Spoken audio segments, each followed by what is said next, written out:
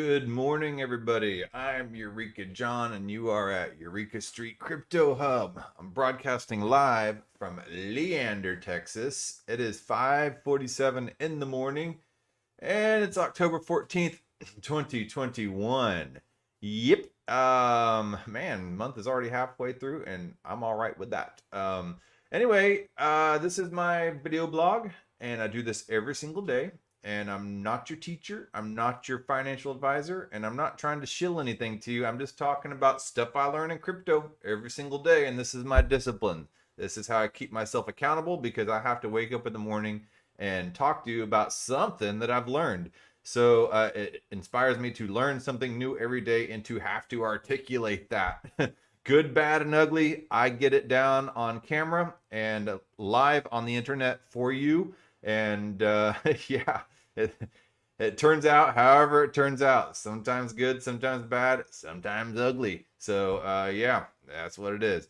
And yeah, so what was it? Oh, I'm broadcasting on float.app live, and I was on Theta network before this, but it was having some issues, buffering and all that stuff. I think it uses a lot of bandwidth, even though it does it in a decentralized way. I like Theta, don't get me wrong, and I'm heavily invested in Theta, but it got unusable for me for a while, and it didn't seem to get unusable for everybody else. So it's probably something that I'm doing that I don't have the time to sit down and figure out, because I have a billion things going. So I'm using what works, and I don't want to use YouTube either, because they're kind of the big bad guys that censor everybody, and I don't like that. And so I'm using float.app, flote.app, and it seems to be a good platform. It's kind of like a mix between Twitter and Facebook and YouTube all in one, and it's Bitcoin, has Bitcoin functionality.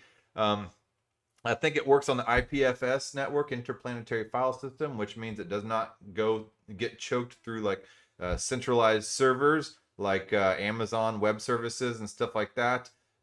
So yeah, it's seems pretty rad to me. I don't know.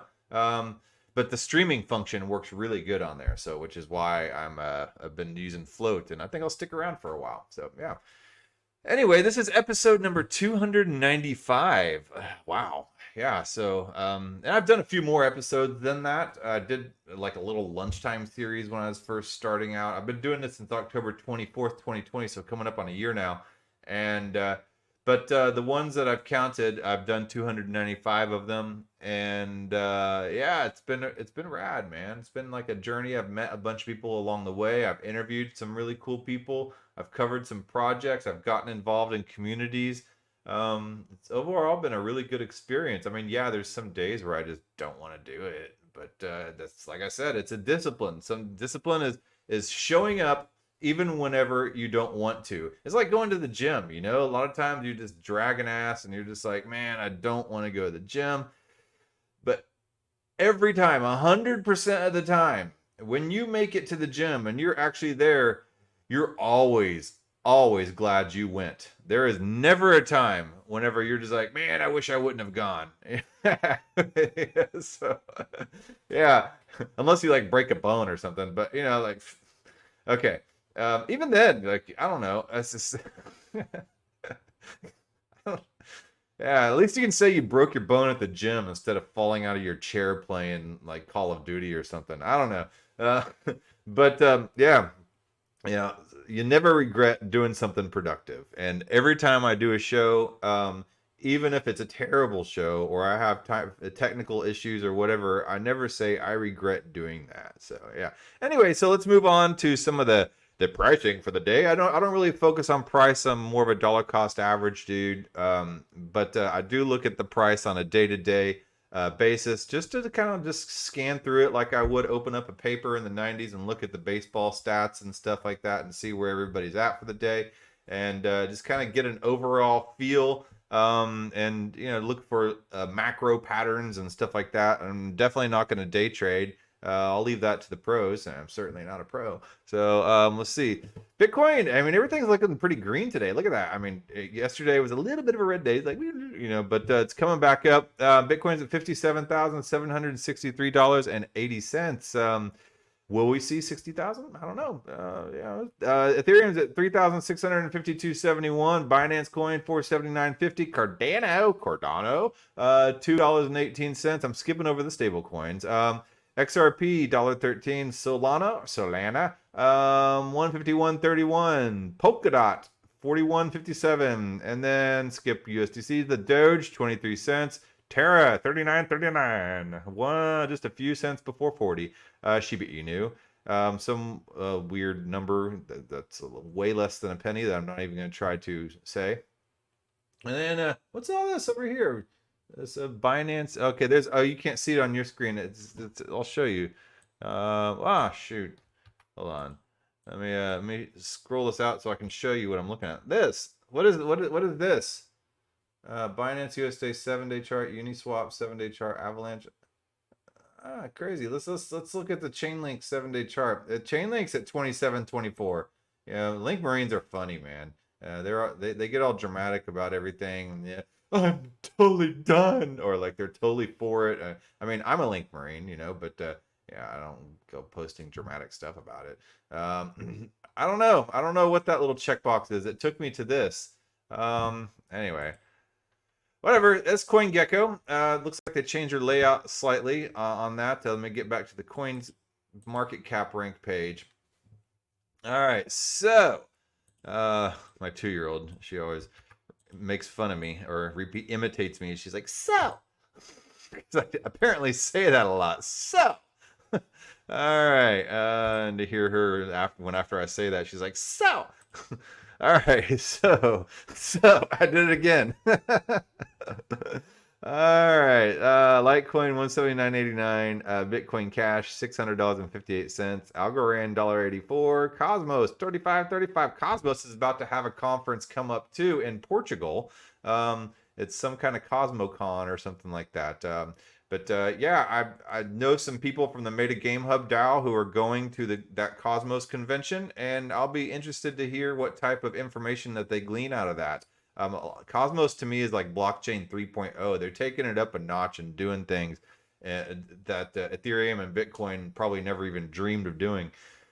It's not going to be an Ethereum killer. I'm not saying that, but a lot of interesting, splitting edge, burning edge type of development going on in Cosmos. So yeah, Stellar 37 cents, Polygon $1.27, Theta Network 6.19, so that's up a little bit, and a lot of things coming down the pipeline for Theta. All right, anyway, so that's pretty much where I wanted to look. Quant Network 285.95, Aave 298.47. Olympus, man, I keep trying to buy into Olympus. I got sidetracked and bought toilet paper the other day instead, but I will be buying Olympus. All right, so anyway, so enough of that. This is like, like I said, I'm not investing trying to trade in price. I'm investing in Web 3.0 as a whole and in crypto as a whole, because I think it's Web 1.0 here. Let me let Mark Yusko explain it, actually. Mark Yusko, I'm just some dude living paycheck to paycheck, dumping stuff into crypto, dollar cost averaging in, has to sit there and sometimes run out of money in my bank because I'm crypto rich, and not even crypto rich, but I got stuff in crypto, and then I just squeak by on enough of my daily finances to get my bills paid and my kids fed and stuff like that. And gas in my car for my hour-long commute down to my 8 to 5 job at a factory, so yeah, I'm probably not the person that you want to believe that Web 3.0 is ushering in the new crypto is ushering in the new Web 3.0 revolution. I'm just some random schmo with a YouTube channel. But Mark Yusko, you want to believe him. Hedge fund manager Mark Yusko believes cryptocurrencies will generate untold wealth by powering the Internet of Value. So Web 3.0 is called the Internet of Value. So by laying the foundations of the Internet of Value, cryptocurrency and blockchain will generate more wealth than Web 1.0 and Web 2.0, said Mark Yusko, CEO of Morgan Creek Capital. Morgan Creek Capital, Anthony Pompliano also works for Morgan Creek Capital. Is Mark Yusko his boss? I don't know. I guess Anthony Pompliano works, and he's a famous YouTuber / crypto guy. puts out a lot of content. I like Anthony Pompliano. But I guess Mark Yusko is the CEO of Morgan Creek Capital. Pompliano works there, so that makes Mark Yusko Pompliano's boss. Okay. So anyway, he says, we haven't even gotten to the parabolic growth part of Web 3.0, which is going to create untold wealth. So right now, if you think you're ahead in the game with crypto, well, you are. You're extremely ahead. And I've used this illustration many, many times. Okay, so the amount of money out there in the world is massive. I mean, quadrillions of dollars, when you include property and derivatives and gold and all that stuff. And then the amount in stocks and the amount of that money that is crypto, which is Bitcoin, Ethereum, all of crypto, is like this tiny little square, this tiny little fraction of all that, it's like my house versus something I'm looking at through a microscope. All right, that's crypto. All right, and then on top of that, that's Bitcoin and Ethereum and everything. But on top of that, the people that know about DeFi is a tiny, tiny little fraction of those people that know about crypto. And then the people that know about layer 2 within DeFi,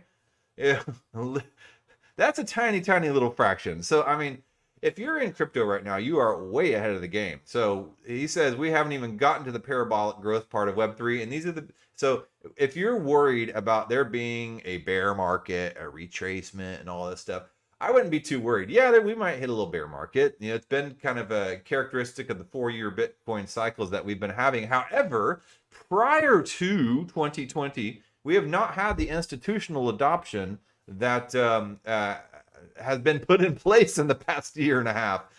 So I don't know if we're ever gonna see that regular 4-year cycle happening again. But anyway, next month, we are at month 17 after the previous halving. Usually around month 18 after the halving is whenever we see that exponential growth too.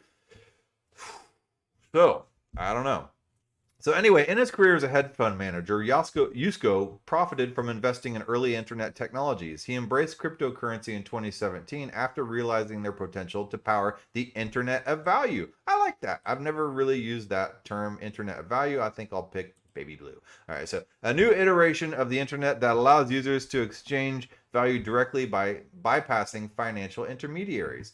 So it allows users to exchange value directly by bypassing the banks and the credit card companies, because the banks and the credit card companies always want to make sure that they get their cut. Every single time that you swipe that card at your little Quickie Mart, your bodega, your corner store for that 6-pack of champagne of beers or whatever you're buying, that gets marked down. They take their cut and they sit there and mark down exactly what you bought, where you bought, when you bought it, and all that stuff. However, this internet of value allows users to exchange value directly by bypassing financial intermediaries. Yes, it will go on the blockchain and it's 100% transparent.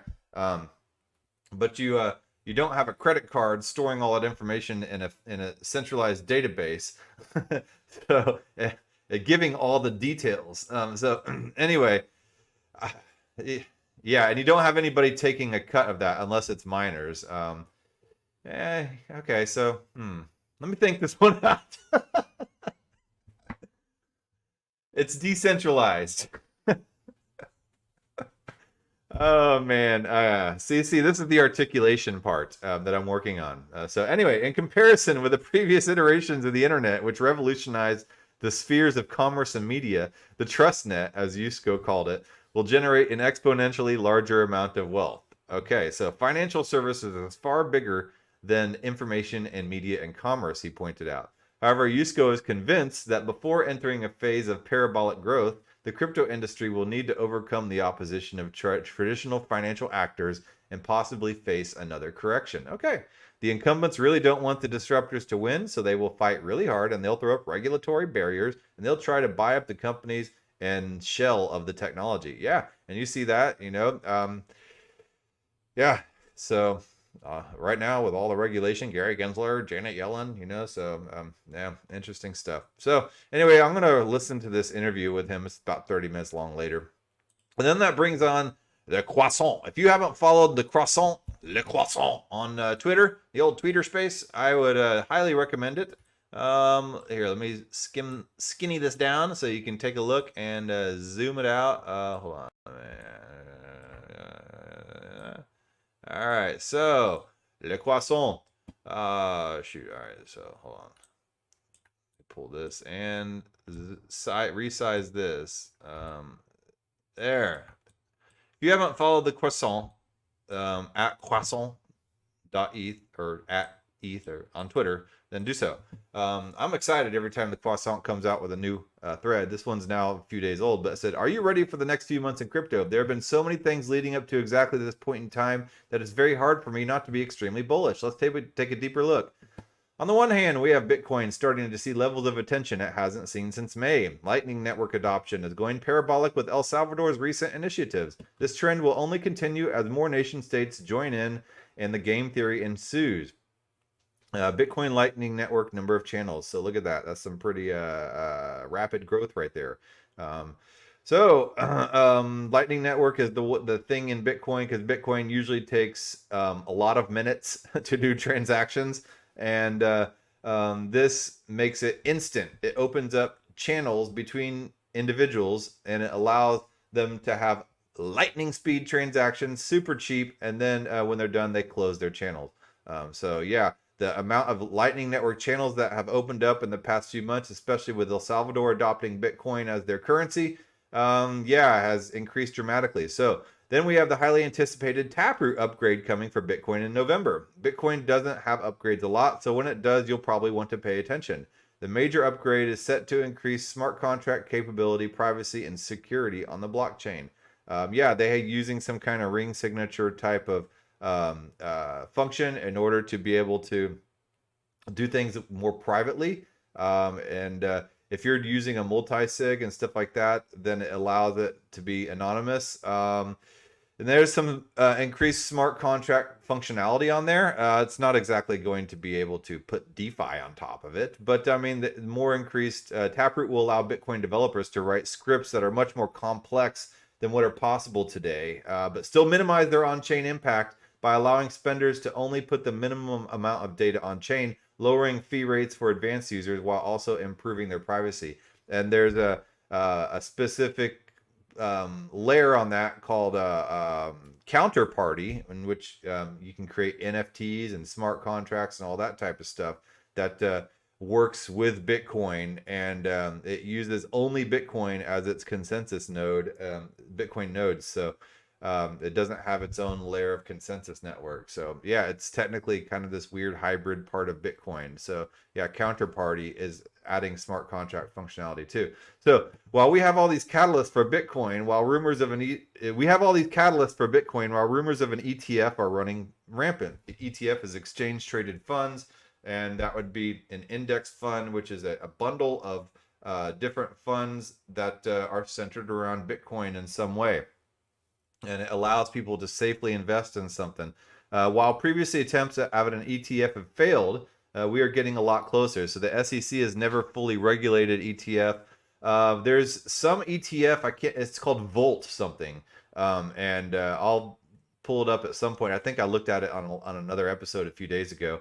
But it is an ETF. It's a bundle of companies that have all have Bitcoin on their order books, and that's SEC approved. So right now, that's about the closest we have gotten to a Bitcoin ETF, but that's pretty close, and that's very telling. You know, while we have all this FUD, this fear, uncertainty, and doubt, and this doom and gloom that they're trying to put out, and that they're going to crack down on crypto, but the SEC at the same time is approving ETFs of large companies that have Bitcoin on their books, and all these huge corporations are having Bitcoin on their books. And we'll scroll down here and you'll see just exactly how much institutional stuff. So they want the institutions to jump in, but they don't want the retail person. They want it for me, not for thee. So you didn't think we would put Bitcoin on an ETF with Chinese mining, centralization, and environmental FUD, right? Yeah, he says that Croissant said back in July, and many people believe that an upcoming anti-money laundering and environmental regulations from the government will be the downfall of crypto.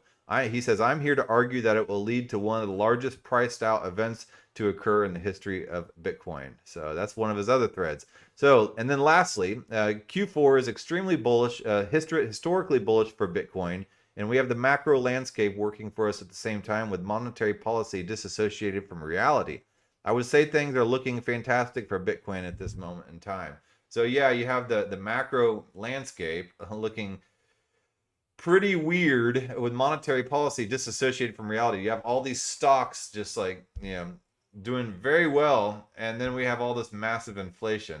Yeah, so anyway, look at this macro landscape. So September is traditionally not a good month for Bitcoin, and we witnessed that last September. Yeah, yeah, we had a 10% drop in Bitcoin, but October has traditionally been very well, and same thing with November. So yeah, so if you're going on a historical basis, October is going to look pretty well. So on the other hand, Croissant continues. We have Ethereum picking up steam with a bunch of sectors. The explosion of NFTs has brought big players to the blockchain, with new things being announced every day. This has attracted attention from the likes of Visa, GameStop, Budweiser, TikTok, and the NBA, with Top Shots in the NBA. So you have all these tweets here that he demonstrates, about Shaq, Mike Tyson, Odell Beckham Jr., Stephen Curry. All these people are getting into crypto and Bitcoin and stuff like that. And that's just in the sports world. Yeah, and they're all making NFTs, MLB, NBA, NFL. They're all getting into the NFT game. And what is NFT built on right now? Ethereum, and then Flow, which is another one, Wax. But all this involves crypto. So furthermore, EIP 1559 and Theta Network as well is building NFTs. Katy Perry just jumped on the Theta Network and has created NFTs.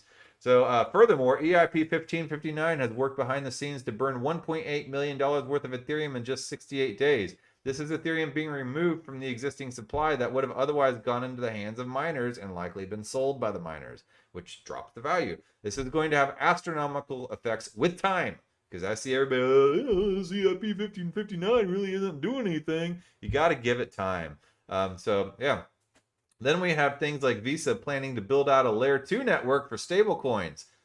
Wow. So Visa's in the game now. On top of Ethereum, building Layer 2 networks. The world's largest payments processor has previously purchased a CryptoPunk. They bought an NFT of a silly little CryptoPunk for several $1 million, I think. I don't know. It was really expensive. And they explored USDC use cases. So it's obvious institutions are starting to take interest. And then, yeah, Coy Sheffield, he's the person behind all that, and Visa. So check out Visa's first sample smart contract here. So he's developing Visa smart contracts, which is, I don't know, man. Is that good? They're working to try to get their cut for sure, So they're trying to buy out the shell of the crypto industry, as Mark Yusko pointed out in this previous article. So, and of course we have the merge for Ethereum, going from Ethereum 1.0 to 2.0, but the Ethereum heads, they don't like to think of it as Ethereum 2.0 because it's really the same thing, just kind of a changing over of various layers within Ethereum. So, but that's a nuance, not really for the masses to understand. And of course we have the merge for Ethereum, marking the transition to proof of stake. So all it is just changing out one consensus mechanism for another consensus mechanism. Consensus mechanism being proof of work to proof of stake, but it's keeping the execution layer on top of that. So EIP 1559 in combination with reduced emission from proof of stake will have a massive supply shock for Ethereum, and it will also help Ethereum scale exponentially. After the merge, transaction fees start going to validators, which will significantly increase Ethereum staking APY. More interestingly, there's a limited set for that rate that new validators can join the network, meaning merge, APY up, rush to stake, Q fills, and then FOMO kicks in. And then he gives a little chart here that shows that. Anyway, yeah, I mean, I have Rocket Pool tokens. I don't have 32 Ethereum because you need 32 Ethereum to stake on a validator, but you can do you can stake less than that by investing in pools and staking pools like Rocket Pool, and I hold Rocket Pool tokens. I've been holding those for over a year now. So conclusion, it doesn't matter which side you're on, as the next few months are about to get real. Years of development and research have led up to this point, and you don't want to miss it. I hope you guys enjoy. So, yeah, that's just my little update on the status of the crypto market and how things are going. I guess we'll just call it the October state of crypto. I was going to talk about POAPs and stuff like that, but I want to save that for an entire episode. Maybe I'll talk about that tomorrow because there's been some recent news from POAP XYZ, and I've gotten my POAP early issues token. I will talk about that tomorrow. But it is good to kind of every once in a while just to take a step back and take a look at the macro view of the crypto market and the crypto world and where it's going. Right at the moment where people are starting to talk a lot of smack about the crypto industry and people in crypto and the whole Ponzi economics of crypto or whatever they want to call it. It's good to take a step back and just look at everything and realize how early you are. So yeah. Don't let the FUD destroy you. So keep on keeping on. So instead of trying to dive into POAPs and stuff like that, I will be talking about that tomorrow. Saturday morning will be a show as usual, but Saturday evening I'm going to do a special live episode. So I'm going to be interviewing a guy named Francois Andre something. But he makes shoes, and he has a Ravencoin shoe and a Dogecoin shoe and a bear shoe for like the bear market and stuff like that. And so like it's really cool shoes too, and I'll show you. I'll reveal these to you. And it seems to be a really entrepreneurial type of dude, and I respect and I admire that, and I can already tell this dude has an amazing story to tell. So I'm really looking forward to that interview. So that'll be Saturday evening at 8 o'clock Central Time. I'll be around then. I'll be signing on, and maybe you can have a Saturday party with me. Get online. Oh yeah, I never even checked my chat. So yeah, nobody knows I'm on float yet. So So, oh hey, yeah, what's up, Liquidiot? yeah, my buddy in the bankless style. So yes, I'm glad that somebody jumped on. All right, so I will talk to you guys tomorrow morning, and then hopefully I'll see you guys on Saturday with my interview with Francois. All right, later.